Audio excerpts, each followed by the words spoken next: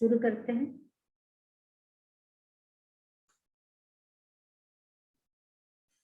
ओम ह्रीं नमो अरहन्ताणं। ओम ह्रीं नमो सिद्धाणं। ओम ह्रीं नमो आयर्याणं। ओम ह्रीं नमो उवच्छायाणं। ओम ह्रीं नमो नोये सब्बशाहूणं। एसो पंचनमुक्कारो सब पामपणासनो। मंगलानं च सब्बेसिं परमं हवै मंगलम्। परमं हवै मंगलम्। आराध्य देव के चरणों में वंदन।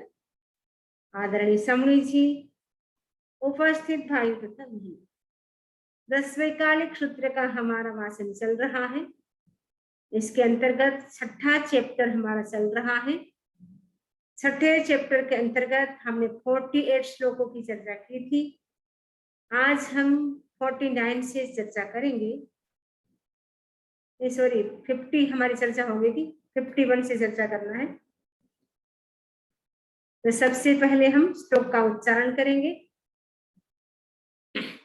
सियोदक समारंभे मत्तधोयण छड्डणे जायं छन्दन्ति भूयायं दिट्ठो तत्थ असंजमो।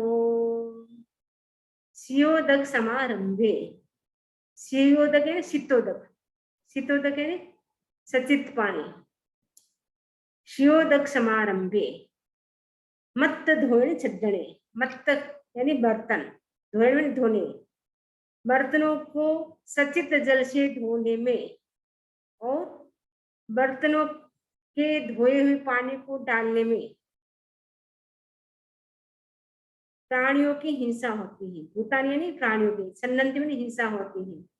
दिट्ठो तत्थ असंजमो, दिट्ठ में देखा है, तत्थ में वहां, असंजमो यानी असंयम देखा है। सियोदक समारंभे मत्त धोने छड्डणे, मत्त का मतलब है बर्तनों को सचित जल से, सियोदक में सचित जल से, छड्डणे का माने धोने में और धोए हुए पानी को डालने में। भूयायम प्राणियों की, छन्नन्ति में हिंसा होती है। यानी मैंने जहां, तत्व में वहां, असंजमो दिट्ठो, वहां भगवान ने क्या है, तीर्थंकरों ने असंयम देखा है। क्योंकि सचित जल से बर्तन धोएंगे और बर्तनों को धोए पानी को डालने में, अगर हम बर्तन धो दिया फिर पानी को नीचे डालेंगे या नाली में डालेंगे तो उसमें क्या होगी, वहां त्रस्य भी हो सकते हैं, उस काई भी हो सकती है, और स्थावर जीव भी हो सकते हैं, उन जीवों की हिंसा हो सकती है। इसलिए भगवान ने कहा है कि साधु को सचित जल से बर्तन नहीं धोना चाहिए और बर्तन धोए के पानी को भी नीचे डालने से हिंसा होती है। तो अगर डालना भी है तो कैसे डाले, एकदम विधि होती है उसकी, एकदम धीरे धीरे डाले, चारों थोड़ा थोड़ा पानी फैला करके, एक साथ नहीं डालना होता है। वो सारी साधु की विधि होती है। तो विधि के हिसाब से वो काम करते हैं साधु, तो हिंसा से वो बच सकते हैं। कच्छा कम्मम पुरे कम्मम सिया तत्तन कप्पई ए मट्टम न भुंजन्ति निगंथा गीभायणे।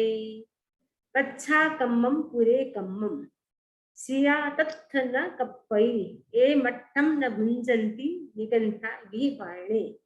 गीभायणे गृहस्थ के पात्र में, गृहस्थ के बर्तन में, निगंथम ने निर्ग्रंथ, मुनि क्या नहीं करते हैं, भोजन नहीं करते, न भुंजन भोजन नहीं करते हैं। क्यों नहीं करते हैं, क्योंकि पच्छा कम्मम, पच्छा का मतलब पश्चात कर्म, पूरे कर्म यानी पूर्ण कर्म की, श्याम ने संभावना रहती है।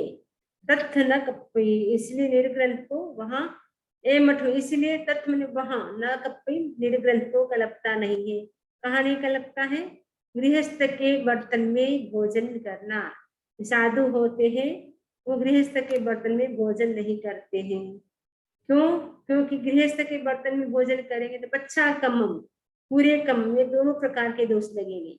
क्योंकि पहले तो आप क्या करेंगे, बर्तन देंगे उनको तो बर्तन धो करके देंगे तो उसमें भी हिंसा होगी, बाद में भी आप बर्तन धोएंगे तो उसमें भी हिंसा होगी। इसलिए पच्छा कम्मम यानी बाद में भी कर्म दोष लगता है, पूरे पहले भी लगता है। दोनों प्रकार के दोषों की संभावना होती है।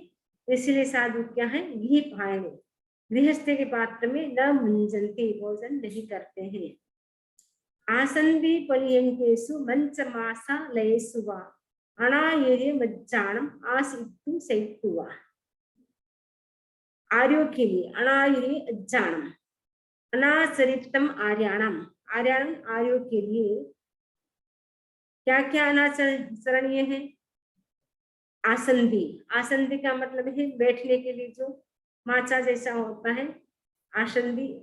पर्यंक सुने पलंग, मंच यानी जो खाटला होता था, माचा होता था वो, और आसालक, आसालक का मतलब अवस्तंभ सहित आसन, जिसमें सहारा दिया हो वैसा जो आसन होता है उसको बोलते आसानेषु।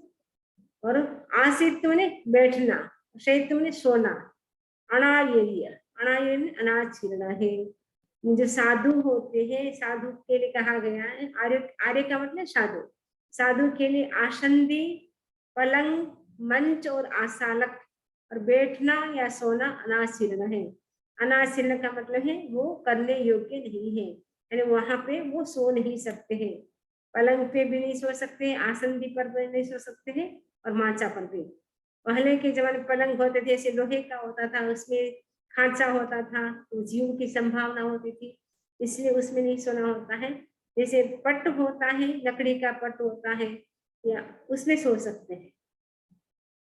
नासंधि पलियंकेषु न निषेचा न पीड़े निगंथा परिलेहाय बुद्धवत्त महिठगा। नासंधि पलियंकेषु न निषेचा न पीड़े निगंथा परिलेहाय बुद्धवत्त महिठगा। बुद्धवत्त का मतलब तीर्थंकर, तीर्थंकरों के द्वारा, महिठगा ने प्रतिपादित है। क्या प्रतिपादित है? नासंधि पलियंकेषु, निरग्रंथ है आसंदी, पलिंग पलंग और आसन पर न निषेधा, न बैठे, न पीढ़े और न पीढ़ेगा। प्रतिलेखन किए बिना उन पर न बैठे और न सोए। अगर बैठना भी है, आसन, आसन मतलब जो पलंग है, आसन है, आसन भी है, पीढ़ा है, उस पर बैठना है तो वो कैसे बैठ सकता है? पहले वो देखे, प्रतिलेखन करेगा ना, पहले देखना होता आगे पीछे कहीं जीव तो नहीं है, क्योंकि कभी कभी छोटे छोटे जीव होते हैं, कभी चींटी मकोड़े भी हो सकते हैं, इसलिए पहले पूंजे देखे, उसके बाद वो बैठना चाहे तो उसके ऊपर बैठ सकते हैं। तीर्थंकरों के द्वारा प्रतिपादित विधियों का आचरण करने वाले निरग्रंथ आसंदी, पलंग, आसन और पीढ़े का विशेष स्थिति में उपयोग करना पड़े तो प्रतिलेखन किए बिना उन पर न बैठे और न सोए।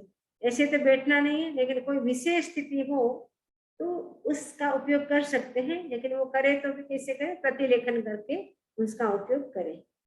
गंभीर विजया ए पाणाद पड़िले हैगा आसंदी पर्यंकाय ए मट्टम विवज्जिया। गंभीर विजया, गंभीर छिद्र वाले होते हैं आसंदी, आसंदी पर्यंक, आसंदी पलंग आदि जो होते हैं वो गंभीर छिद्र वाले होते हैं, मैंने बहुत बड़े उसमें छिद्र छेद छेद होते हैं। आजकल तो ऐसे पलंग नहीं आते, पहले जमाने आते थे। वो गंभीर छिद्र वाले होते हैं और इनमें क्या है, पाणा दुपुर लेगा, जो प्राणी है वो देखना कठिन होता है। ऐसे छोटे छोटे खांचे में घुस जाते हैं जिसको देखना कठिन होता है। ए मट्टम विभज्य, इसीलिए आसंदी, पलंग आदि पर बैठना या सोना वर्जित है। अदरवाइज तो वो सो सकता है, लेकिन उसमें ऐसे खांचे खांचे होते हैं तो जीव छोटे छोटे अंदर घुस गए हैं, वो देख नहीं सकते हैं। देखना कठिन होता है, इसीलिए उस पर सोना वर्जित है। गोरग पवित्रस्स निषिद्धादसकप्पै इमेरि स्मणायारम आवज्जै अबोहियम।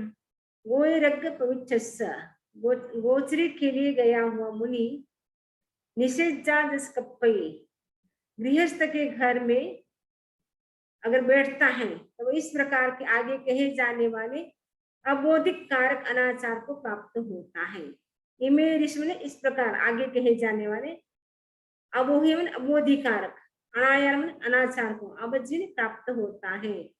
गोरग्य पवित्र, गोरग्य यानी भिक्षा के लिए, पवित्र से प्रविष्ट जो मुनि, निषेजा, निषेजा घर में बैठता है, क्योंकि विधि है कि भिक्षा करते समय खड़े खड़े ही भिक्षा करना होता है, बैठ करके नहीं कर सकते हैं। तो बैठ करके कौन कर सकते हैं, उसका आगे विवेचन भी आ रहा है। तो ऐसे सामान्य रूप से गृहस्थ के घर में बैठ करके भिक्षा नहीं करना होता है, क्योंकि जैसे हम ऐसे खड़े खड़े ऐसे थोड़ा झुकेंगे और आप लोग भी झुक के देंगे, ऐसा करते हैं। जैसे हमने पाती ऐसे मान ली आगे और आपने ऐसे करके दिया, तो वो विधि है। गृहस्थ भी प्राय खड़ा हो जाता है, गृहस्थ की कोई मनाही नहीं है, बैठ भी सकता है, लेकिन साधु को तो खड़े खड़े ही भिक्षा लेनी होती है, बैठे बैठे नहीं लेनी होती है। आगे बता रहे क्यों नहीं लेनी होती है। विभक्ति बम्ब चेरस पाणाणम अवहे वहो मणिमक पड़ी खाओ पड़ी को हो अगारिणम। विभक्ति बम्ब चेरस, ब्रह्मचारी के क्या हो सकता है, विपत्ति हो सकती है। प्राणानाम अवहे वहो, और प्राणियों का अवध काल में भी वध हो सकता है। वणिमग पड़ी खाओ, वणिमग का मतलब भिखारी होते हैं, भिक्षाचर जो भिक्षा को मांगने वाले होते हैं। मणिमग मानी भिक्षाचरों के अंतराय, उनको भी प्रतिघाती अंतराय हो सकती है, क्योंकि बैठ करके करेंगे तो धीरे धीरे करेंगे, खड़े खड़े करेंगे फटाफट लेकर के चले जाएंगे। तो मणिमग यानी जो भिक्षाचर भिखारी है, अगर खड़े हैं बाहर मांगने के लिए, तो उनको भी अंतराय आ सकती है, क्योंकि जब तक वो साधु नहीं जाएगा तब तक उनको भी नहीं मिल सकता है। पड़ी को अघन, गृहस्थ को भी पड़ी को हमने क्रोध हो सकता है उत्पन्न, कि महाराज कैसे है, धीरे धीरे करते हैं, आराम से बैठ गए, कब जाएंगे, उनको भी क्रोध हो सकता है। तो भिखारी मांग रहे हैं, उनको भी अंतराय हो सकती है, और प्राणियों का अवध काल में वध हो सकता है, और ब्रह्मचारी की विपत्ति हो सकती है। कभी कभी ब्रह्मचारी के लिए भी विपत्ति कारक हो सकता है, क्योंकि कभी कभी ऐसे गृहस्थ भी होते हैं, अगर कोई सुंदर होता है तो वो मोहित हो जाते हैं, कभी कभी उनके साथ भी गलत कोई व्यवहार कर सकते हैं। इसीलिए साधु को बैठ करके भिक्षा करने का निषेध है। अगुत्ति बम्ब चेरस इत्यु यावि संकटम कुशील वड्ढन दूरो परिवज्जये।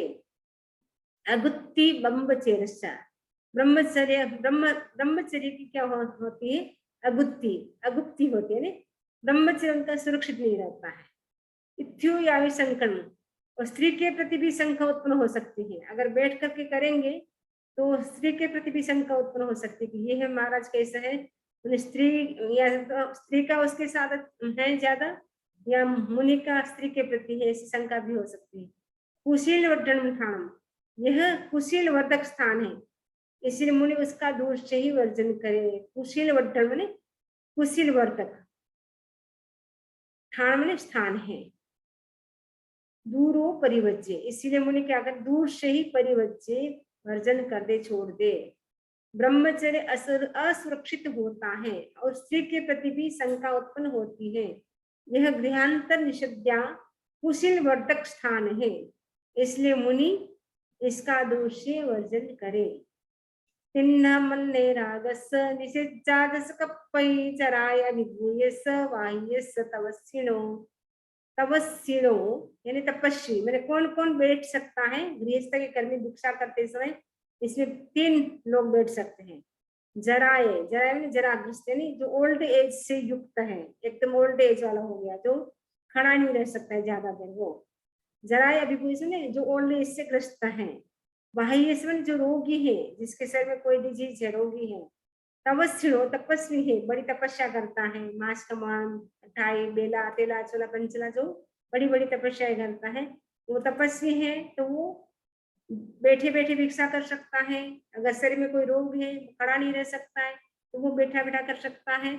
या जराए यानी ओल्ड एज से जो अभिभूत है, यानी एकदम ओल्ड एज आदमी है जो बैठ नहीं सकता है, शरीर कांप रहा है, तो भिक्षा वो खड़े खड़े नहीं कर सकता है, तो वो बैठ सकता है। तो भगवान ने कहा है तिन्न मन्ने राग से निषिद्धा जस्कुपे, इन तीनों में से कोई भी साधु गृहस्थ के घर में बैठ सकता है, इसके अतिरिक्त कोई नहीं बैठ सकता है। तीन बैठ सकते हैं, एक अवस्था प्राप्त, दूसरा रोगी और तीसरा तपस्वी। बाह्यो व अरोगी व सेनाणम जो पत्ते वोकंतो हो यारो जदो हवई संजमो। बाह्यो का मतलब जो रोगी, अरोगी अथवा अरोगी, वामन अथवा अरोगी, यानी स्वस्थ हो अथवा रोगग्रस्त हो। सेनाणम जो पत्ते जो स्नान करने की इच्छा करता है, वोकंतो हुई आयर, वो आचार से वोकंतम भ्रष्ट होता है, यानी आचार का उल्लंघन करता है। जडो हवई संजमो, और उसका संयम भी जड़ों में परित्यक्त होता है, यानी भ्रष्ट होता है, समाप्त होता है। मतलब जैसे बताया कि भिक्षा तो अगर कोई रोगी है कि कोई तपस्वी है कि कोई ओल्ड एज प्राप्त है, वो तो भिक्षा बैठे बैठे कर सकता है, लेकिन स्नान का विधान नहीं है कि स्नान है वो भले रोगी हो, चाहे तपस्वी हो, चाहे बूढ़ा हो, चाहे स्वस्थ भी हो, किसी को भी स्नान तो करना अलाउ है ही। भिक्षा के लिए अलाउ कर दिया कि आप बैठे बैठे कर सकते हैं, लेकिन स्नान करना मनाही है।